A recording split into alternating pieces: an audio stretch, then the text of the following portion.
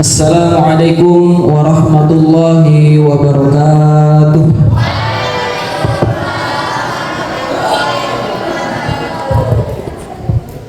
Ubur-ubur ikan lele. Kurang semangat le. Assalamualaikum warahmatullahi wabarakatuh.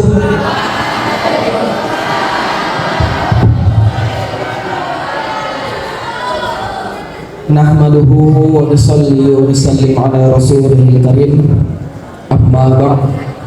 Rabbi israh li sadri wa yassir li amri wahlul 'uqdatam min lisani yafqahu qawli. Amma ba'd. Alhamdulillah, anak-anakku sekalian yang saya cintai, mengingat tanggal 27 Rajab adalah peringatan yang mana dahulu Nabi Shallallahu Alaihi Wasallam pergi melaksanakan Isra Mi'raj. Isra Mi'raj itu perjalanan dari mana ke mana? Dari Masjidil Haram ke Masjidil Aqsa. Baik.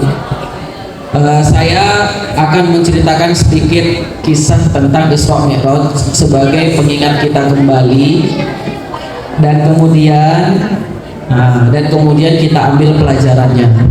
Ya, bisa dimulai. Ada yang bawa pena sama buku nggak? Mana yang bawa pena sama buku? Masya Allah ya. Ada Bang Indra membawa pena dengan buku. Yang Putri ada nggak yang Putri? Alhamdulillah ya. Tanda seorang santri itu adalah membawa pena dan kertas. Nah, ini pena nih ya, dibawa pena. Nah, kalau yang ustadznya sudah ada HP, jadi bisa nyatat di HP. Tapi kalau santri kan nggak punya HP, bukan nggak bawa HP, maka bawanya adalah pena dan kertas. Makanya pena itu saking pentingnya masuk dalam Al-Quran, namanya surat apa? Surat Al-Qalam. Pena masuk Quran, berarti maknanya pena itu penting. Oke. Nah, disimak ya. Ini ada diceritakan kisah Isra Mi'raj ini di kitab Anwarul Bahiyah, karangannya Syekh Sayyid Al-Maliki Al-Hasani, yang merupakan gurunya daripada guru kami, yang beliau merupakan ulama Ahlus Sunnah wal Jamaah yang berada di Mekah Al-Mukarramah. Nah, dalam kitabnya beliau sebutkan suatu ketika Nabi Shallallahu Alaihi Wasallam tertidur bersama pamannya yaitu Hamzah radhiyallahu anhu, dan juga bersama sepupunya Ja'far bin Abi Thalib. Ketika saat itu tidur, datanglah malaikat Jibril, Mikail, dan Israfil membawa Nabi Shallallahu Alaihi Wasallam. Dan ketika itu Nabi Shallallahu Alaihi Wasallam dibelah dadanya. Jadi pembelahan dada itu bukan hanya ketika Nabi Shallallahu Alaihi Wasallam masih kecil. Dalam beberapa kitab disebutkan memang terjadi perselisihan, dan kebanyakan para ulama, Nabi Shallallahu Alaihi Wasallam dibelah dadanya sebanyak 4 kali. Nah, untuk apa dibelah dadanya? Dibersihkan oleh para malaikat. Tetapi para ulama menyebutkan dibersihkannya anggota hatinya Nabi itu bukan berarti Nabi itu kotor, bukan. Akan tetapi menunjukkan kemuliaan Nabi Shallallahu Alaihi Wasallam. Nah, kemudian datanglah kendaraan Nabi Shallallahu Alaihi Wasallam, yaitu buraq. Buraq ini sejenis burung, ya kan? Yang burung ini ternyata sering dipakai oleh para anbiya dalam perjalanan di alam yang lain. Nah, jadi para santri sekalian, ciptaan Allah itu sungguh luar biasa. Diceritakan dalam kitab Daqaiqul Akhbar, malaikat Mikail itu tugasnya apa? Apa tugasnya malaikat Mikail? Ihsan. Apa tugasnya malaikat Mikail ihsan? Hah? Nah, yang putri, apa tugasnya malaikat Mikail? Memberi rezeki. Nah, ini harus tahu ini ya tugas-tugasnya para malaikat. Minimal kalian itu hafal berapa malaikat? 10. Apa aja malaikatnya? Jibril, Mikail,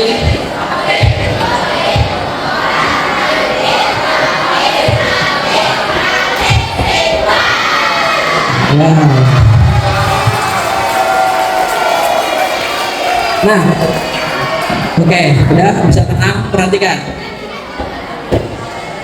Dan dalam satu kitab, di dalam kitab Daqaiqul Akhbar itu udah ceritakan malaikat Mikail itu ya, malaikat Mikail itu antara kepala dengan kedua pundaknya ada bulu-bulu yang terbuat dari zabarjad, sebuah mutiara seperti itu.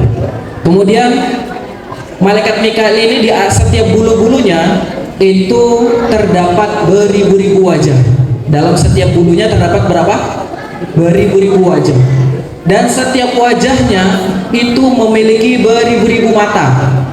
Di setiap matanya selalu menangisi umat, selalu menangisi manusia yang penuh dengan dosa. Nah, di setiap beribu-ribu wajahnya tersebut, dalam satu wajahnya punya beribu-ribu lisan. Dan setiap lisannya terdapat beribu-ribu bahasa. Dan setiap bahasanya mengandung zikir pada Allah Subhanahu wa taala. Masya Allah. Akan tetapi ketika para malaikat datang kepada Nabi memang bentuknya dalam bermacam-macam. Seperti di kitab Arba'in Nawawi, malaikat Jibril datang seperti seorang pemuda yang tidak ada rasa lelah. Nah, malaikat Jibril, Mikail dan seterusnya punya kehebatan yang sangat dahsyat, punya bentuk yang sangat menakjubkan. Nah, setelah Nabi SAW dibawa oleh malaikat Mikail, Jibril dan malaikat siapa tadi? Israfil, mereka naik burung buruk dengan kecepatan kilat yang sangat cepat. Lalu malaikat Jibril menyuruh berhenti di suatu tempat yang di sana itu banyak kebun kurmanya. Ya, di sana banyak kebun kurmanya. Nah, yang putri kayaknya masih ngobrol nih. Itu ngobrolin siapa belakang? Ya. Oke ya, dilanjut ya. Ini saya mau bawa kalian ke dunia lain, pakai kata-kata aja tapi tengok ya. Tadi udah sampai mana? Dari Mekah dibawa Nabi SAW, dibelah dadanya, kemudian naik buruk sampai di suatu tempat yang di situ terdapat banyak pohon kurma. Ketika berhenti, malaikat Jibril menyuruh Nabi SAW untuk sholat. Ketika sholat selesai, malaikat Jibril bertanya, "Ya Rasulullah, tahukah kamu di mana ini?" "Saya tidak tahu," kata Nabi. Maka malaikat Jibril menerangkan ini adalah kota Thayyibah. Thayyibah itu nama lain daripada kota Madinah. Suatu saat engkau akan hijrah ke sini. Kemudian naik buruk lagi, pergi lagi. Sampailah beliau di kota Madian. Malaikat Jibril berhenti di sana, menyuruh Nabi SAW sholat. Setelah sholat ditanya sama malaikat Jibril, "Tahukah kamu ini di mana?" "Ini daerah Madian." Madian itu kota apa? Siapa yang tahu? Madian itu adalah kota di mana Nabi Musa alaihissalam dikejar-kejar Fir'aun, karena Nabi Musa alaihissalam pernah terjadi perseteruan, mukul orang, satu kali pukulan langsung tewas orang itu. Saking kuatnya Nabi Musa alaihissalam, tewas dikejar oleh tentara Fir'aun, kabur sampai di kota Madian. Di kota Madian itulah tempat peristirahatan Nabi Musa alaihissalam. Setelah itu berangkat lagi naik buruk dengan kecepatan kilat. Malaikat Jibril suruh berhenti. Berhenti di mana? Di Bukit Tursina. Bukit Tursina tempat apa? Tempat apa? Tempat Nabi Musa berbicara kepada Allah. Nah, di sana Nabi SAW sholat, lalu dibawa lagi sama malaikat Jibril menggunakan buruknya sampai di tempat yaitu Baitul Lahm atau disebut Bethlehem, yaitu tempatnya Masjidil Aqsa yang berada di mana? Di Palestina. Nah, jadi Masjidil Aqsa ini sangat bersejarah. Di Al-Quran masuk, di keterangan hadis-hadis juga bahwasanya kiblat yang pertama sholat itu di mana? Masjidil Aqsa. Nah, setelah Nabi SAW sampai di Masjidil Aqsa, datanglah banyak orang. Dikatakan orang-orang ini adalah para anbiya alaihi wassalam. Lalu mereka sholat berjamaah di sana. Setelah itu Mi'raj, diangkat Nabi SAW ke Sidratul Muntaha. Nah, udah sampai mana nih? Udah paham belum? Hafal gak tadi dari awal sampai sini kira-kira? Hah? Pertama kemana? Hah? Pertama kemana? Hah? Kota Madinah. Yang kedua Madian. Yang ketiga, yang keempat sampai di Masjidil Aqsa. Ketika Nabi SAW diangkat bersama malaikat Jibril pergi ke atas langit, di sana Nabi SAW melihat ada sekelompok orang yang mereka memukul kepalanya. Batu besar dilemparkan ke kepalanya, pecah kepalanya. Muncul lagi kepalanya utuh lagi, diambil batu besar lagi, dipecahkan lagi sama dirinya sendiri. Sampai berterusan. Nabi SAW bertanya kepada malaikat Jibril, "Wahai malaikat Jibril, ini kenapa orang ini kenapa mukul kepalanya sendiri?" Kata malaikat Jibril, "Ini adalah orang yang malas sholat berat sholat ketika di dunia." Nah, harus hati-hati ya, yang berat sholatnya, yang sholatnya malas-malas, hati. Kemudian setelah Nabi pergi lagi, lalu Nabi SAW melihat ada orang yang di situ ada makanan yang enak, lezat, mantap. Di sebelahnya lagi ada daging yang busuk, yang bau, yang jorok sekali, baunya amis. Nah kemudian orang tadi itu malah memilih makanan yang buruk tadi itu, yang jelek tadi itu, yang busuk tadi itu. Ditanya sama Rasulullah, "Ya malaikat Jibril, kenapa orang itu makan makanan yang busuk, yang jelek, yang bau gitu?" Kata malaikat Jibril, "Ini adalah orang yang berzina. Ada istri yang halal tapi memilih istri yang haram, ya, istri yang bukan yang dilegalkan oleh syariat." Kemudian setelah itu Nabi SAW berangkat lagi ke atas. Di sana dari sebelah kanannya ada orang yang memanggil. Ada orang yang memanggil, tapi Nabi SAW tidak menjawab panggilan tersebut. Lalu malaikat Jibril katakan, "Ya Rasulullah, tahukah kamu siapa dia?" Dia itu adalah orang Yahudi. Seandainya engkau menoleh kepada orang Yahudi tadi, maka banyak dari umatmu akan menjadi orang Yahudi. Kemudian berangkat lagi, ada yang memanggil lagi dari sebelah kiri. Yang memanggil dari sebelah kiri itu adalah orang Nasrani, dan Nabi SAW tidak menjawab panggilan tersebut. Nah setelah itu kata malaikat Jibril, seandainya engkau tadi menyaut atau menoleh kepada orang yang memanggil kamu, maka nanti umat kamu banyak yang akan masuk Nasrani. Lalu Nabi SAW berangkat lagi, ada lagi yang memanggil, nenek-nenek tua yang pakai pakaian yang gemerlap, pakai pakaian mewah, memanggil Nabi SAW. Tapi Nabi SAW tidak menolehnya. Maka kata malaikat Jibril, "Tahukah engkau siapa itu?" Dia adalah dunia. Dunia itu sebagaimana kita tahu, kayaknya indah, kayaknya menarik, tapi dunia itu hanya sementara. Seandainya tadi engkau menoleh kepada dunia, maka banyak dari umatmu akan memilih dunia daripada akhirat. Lalu Nabi SAW merasa haus, ditawarkanlah susu dengan khamar. Lalu Nabi SAW meminum susu tersebut. Ketika meminum susu itu, maka kata malaikat Jibril, "Sungguh engkau telah memilih fitrah, yaitu memilih Islam. Seandainya engkau meminum khamar, maka banyak dari umatmu akan melanggar syariat, akan banyak tersesat, akan banyak mengikuti hawa nafsu." Setelah Nabi SAW minum susu, berangkat lagi naik ke atas, sampailah di langit pertama. Nah, di langit pertama ini ada dimensi lain dan banyak hikmah-hikmah yang terjadi di sana. Nah, sampai di mana tadi? Langit pertama, di sana ada malaikat Ismail. Malaikat Ismail ini punya 70.000 pasukan. Malaikat juga pasukannya. Dan setiap satu malaikat punya kelompok grup 70.000 juga. Bayangkan berapa banyak malaikat tersebut. Maka setelah itu malaikat Ismail bertanya kepada malaikat Jibril, "Siapa kalian?" "Saya adalah malaikat Jibril." "Bersama siapa engkau?" "Saya bersama Rasulullah SAW, Nabi Muhammad SAW." Lalu dibukakanlah pintu langit pertama mereka masuk dan diberi salam oleh malaikat Ismail. Selamat datang wahai makhluk yang termulia Nabi Muhammad Sallallahu Alaihi Wasallam. Di sana berjumpa dengan Nabi Adam alaihissalam. Nabi Adam alaihissalam ini adalah nabi yang pertama. Singkat saja ya. Lalu pergi lagi ke langit kedua, sama lagi bertemu dengan malaikat lagi, mengucapkan salam lagi. Di langit kedua ini bertemu dengan Nabi Isa alaihissalam dan Nabi Yahya alaihissalam.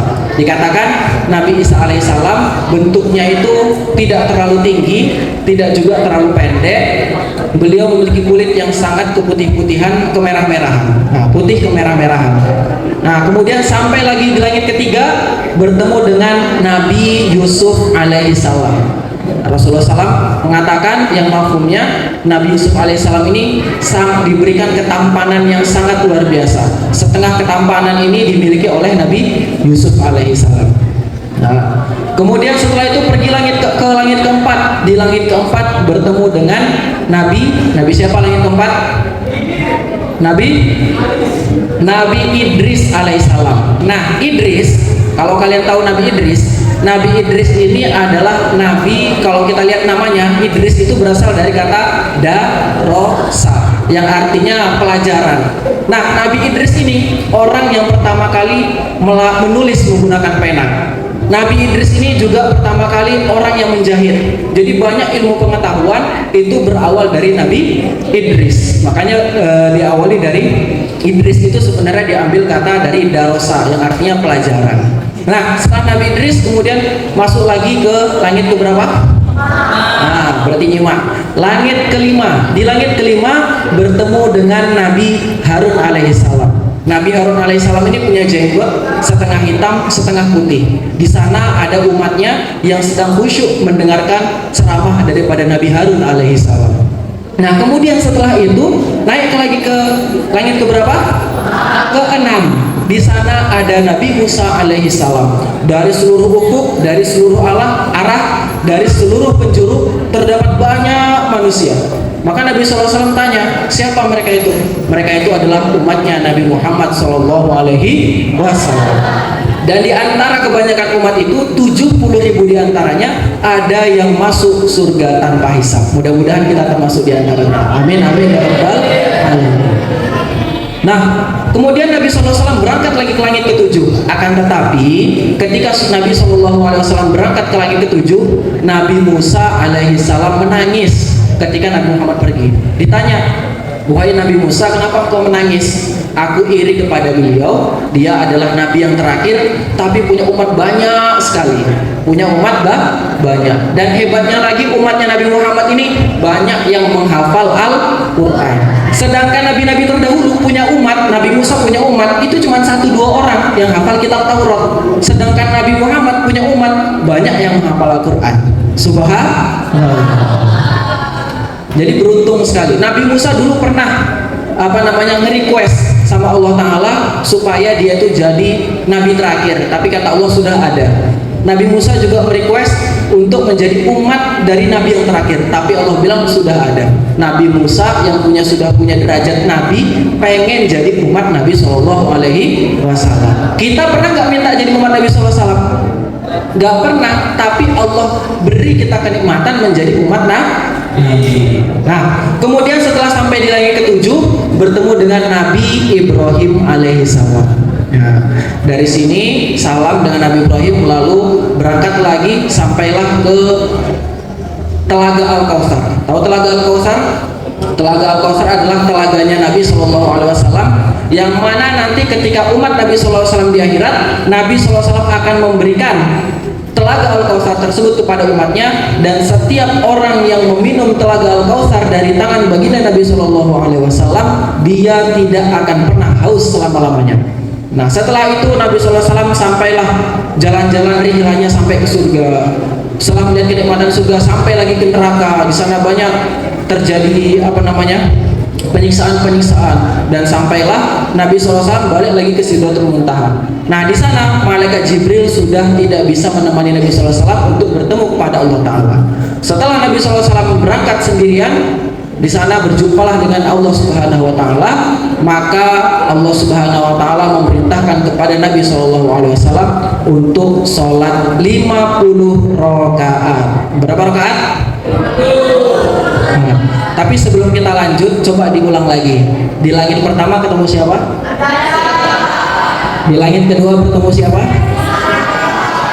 Nabi Isa dan Nabi Yahya. Di langit ketiga bertemu dengan siapa? Nabi Yusuf alaihissalam. Yang keempat bertemu dengan siapa?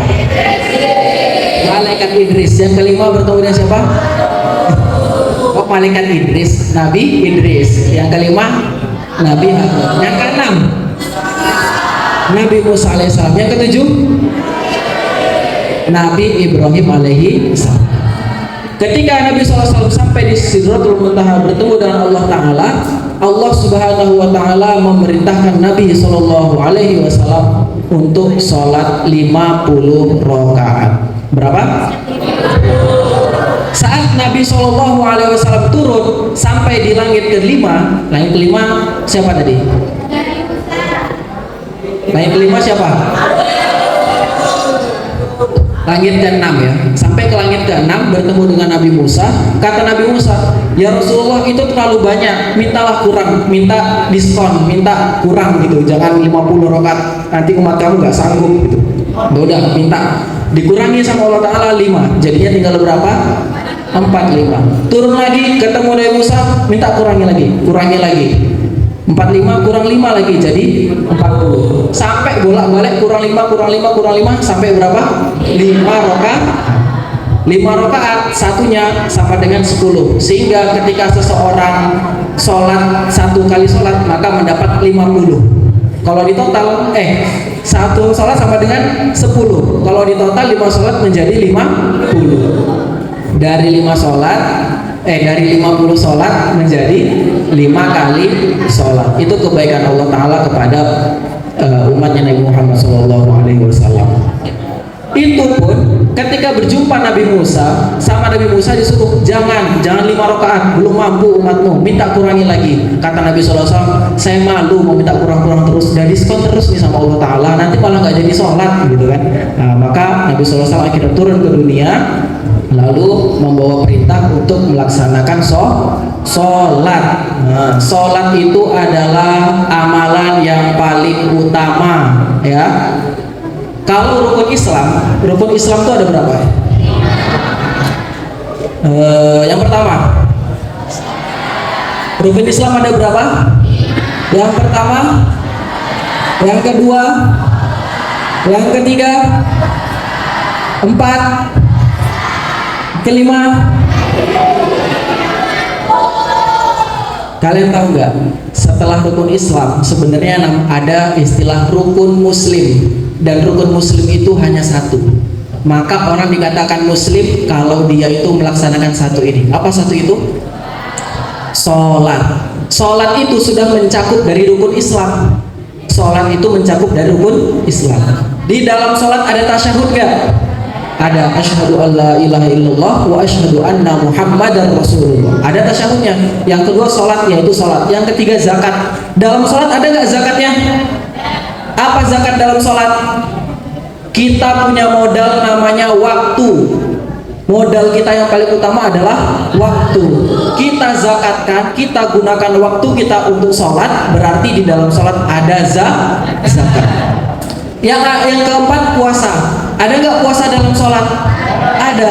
Puasa itu menahan, tidak makan, tidak minum. Kalau sholat makan, batal nggak sholatnya?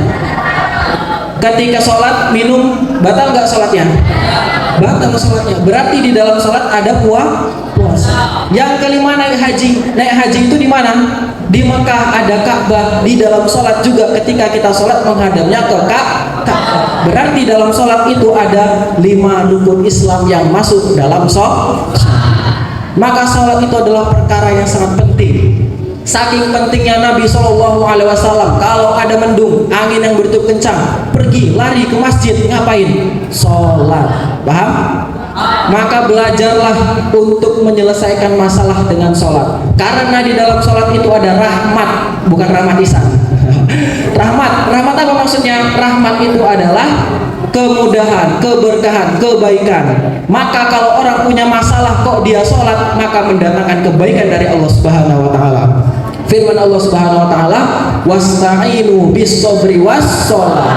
Ngapain? Cari pertolongan dengan sabar dan sholat. Gak punya uang, sholat dulu. Gak punya jajan, sholat dulu.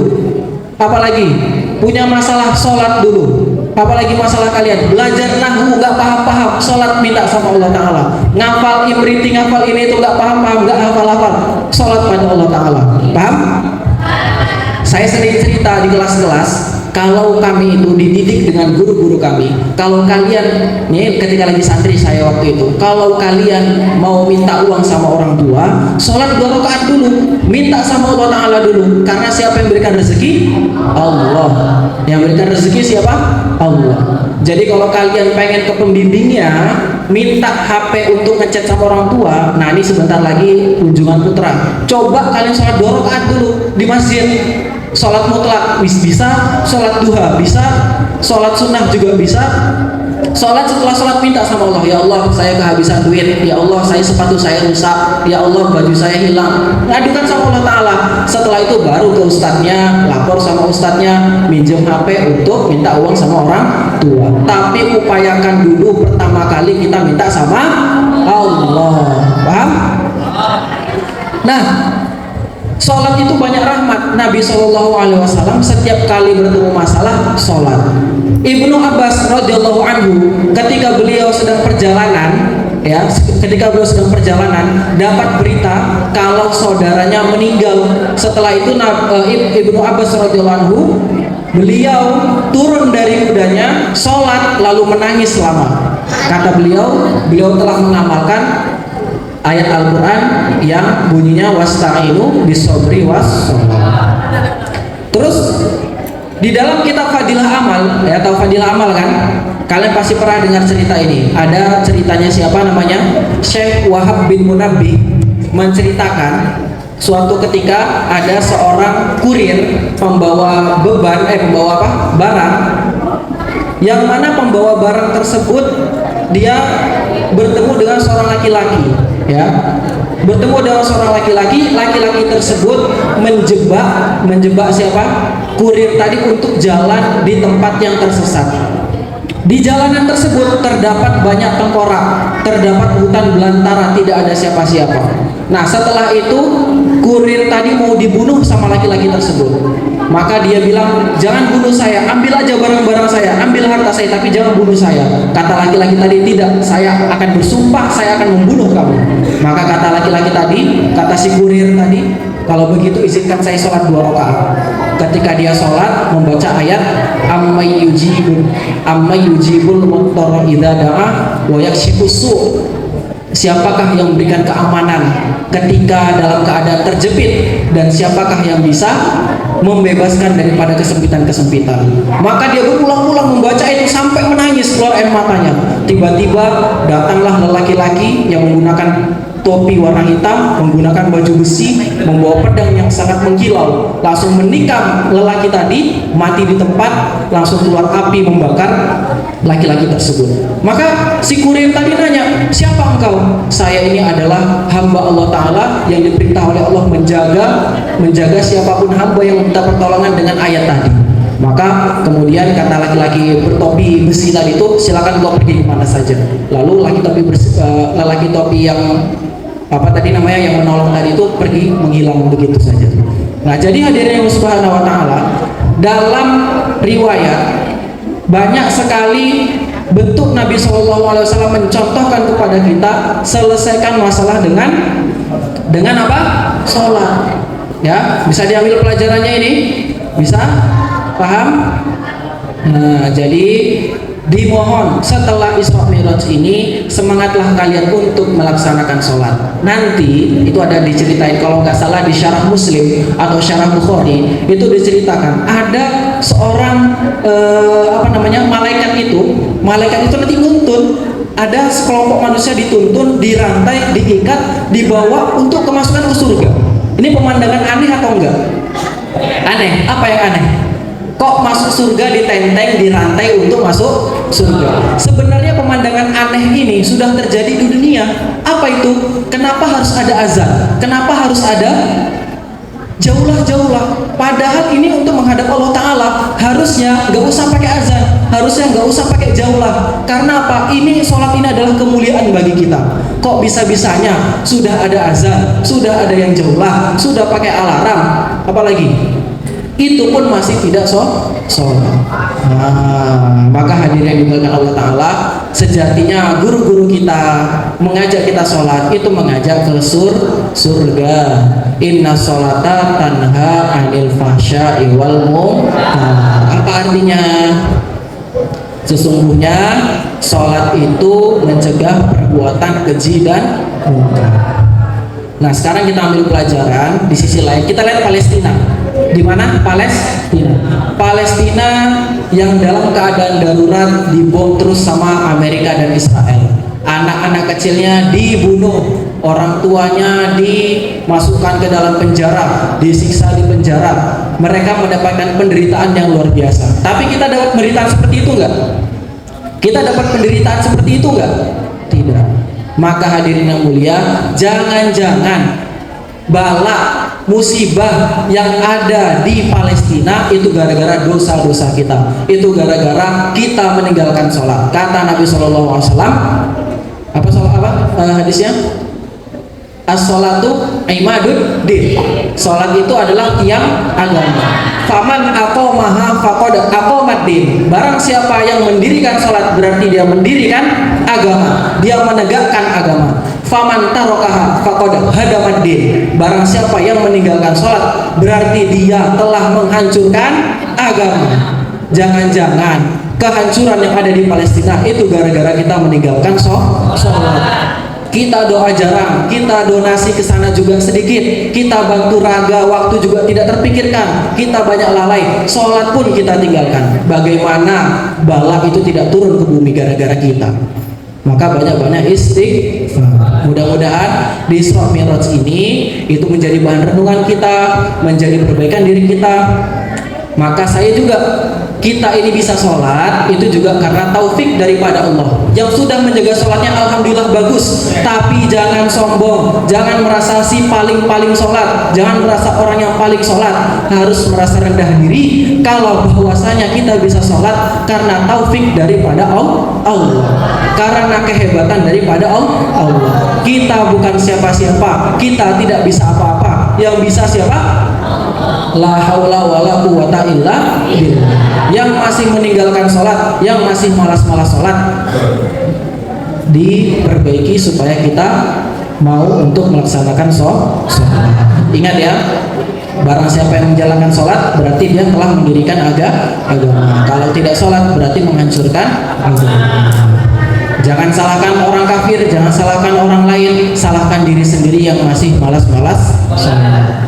Mudah-mudahan dalam acara memperingati Isra Mi'raj ini kita semua diberi taufik oleh Allah Ta'ala, diberikan hidayah oleh Allah Ta'ala, kita menjadi orang yang suka melaksanakan sholat. Satu lagi pesan ini berkaitan dengan akidah, Ahlus Sunnah wal Jamaah, mengikut kepada akidah para ulama kita yang berahlus sunnah wal jamaah. Dalam Isra Mi'raj ini perlu digarisbawahi bahwa Allah itu tidak bertempat. Allah itu tidak bertempat. Tapi Nabi SAW pergi ke atas langit, itu gimana? Berarti Allah di atas. Bukan Allah yang di atas, tapi itu penisbatan, penyandaran kepada Nabi. Yang pergi ke atas Nabi, tapi Allah tidak berada di atas. Karena tempat itu adalah makhluk. Kalau Allah bertempat berarti Allah butuh makhluk. Kalau Allah butuh makhluk berarti Allah bukan Tuhan. Karena Allah itu berdiri sendiri. Apa bahasanya kalau di Aqidatul Awam berdiri sendiri? Qiyamuhu binafsi. Kalau Allah berada di satu tempat berarti Allah itu butuh kepada tempat. Paham?